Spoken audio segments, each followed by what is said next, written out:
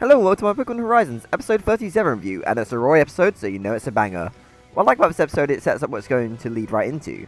So Roy's trying to teach Fuecoco a new move as they're training because they know they're outclassed by Rayquaza.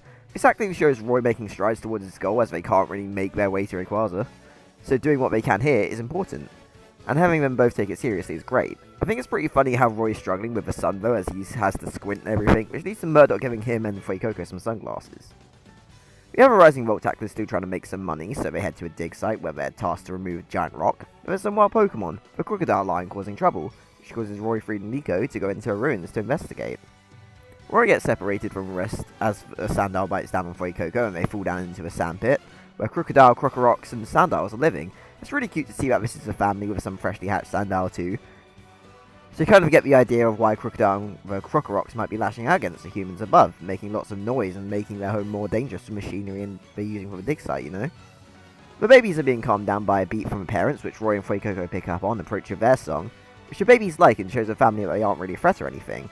It's also really funny how when Freed and Nico realise Roy's gone and fall in the same pit, they look up as Roy's basically taken the stage and is performing with all these crocodile Pokemon, having put on their sunglasses, which kind of looks like the Sandile line there. It's just really great seeing Roy befriend these guys the same way he did Fuecoco, really. And it shows that they know a move that uses their singing abilities with Round, which again can hint at Fuecoco learning a new move that does the same. So Roy sticks up for the crocodile family, as they clearly didn't want to hurt anyone when feeling threatened, which Nico again says they just want to stop the noise anyway. As the excavation starts again, Roy runs off to stop Crocodile's family from getting exterminated by the workers, so obviously they're fighting back in retaliation. But really, they have it in the bag, they're kicking workers' butts. But this is all a bunch of fighting for nothing, so Fuecoco does try to calm them down again by singing. There's a lot of noise and Fuecoco's voice isn't really reaching him, tiring himself out in the process, and through Roy's motivation, Fuecoco plucks up the strength to learn a new move finally, as they were trying to do at the start of this episode, Disarming Voice, which stops the fighting. That's just awesome. Felt like this episode had some great callbacks to the original meeting, you know, with Roy and Fuecoco connecting through song, Roy's motivation helping Fuecoco learn or master a move, and also throwing in some crocodile Pokemon this time that have another move to do with sound, and singing with them leading to Disarming Voice. That's just really nice. Freed tells the excavation team what was really going on, and Roy gets the idea to destroy a rock with the help of Crocodile's family using Round, so far off a set of rounds which takes it out. Which means the Rising Volt tacklers don't get paid unfortunately, but Roy got something more important out of it, which is what I'm all about. You can probably tell I really like this episode. It banged completely.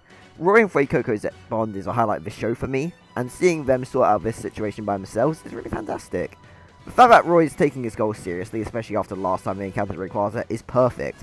There's a lot of downtime on the ship as they travel between regions, so aiming to do things like learn new moves and get stronger shows he is taking it seriously. And in fact, I think the only downside to this training is that Watcher wasn't there too. And really, I'm glad that this was just like Roy's episode. I love Freed swooping and saving the day a lot, but Roy pretty independently dealt with this situation, only with Freed smoothing things over his friend, and Liko didn't steal the spotlight either, so I love this episode for sure.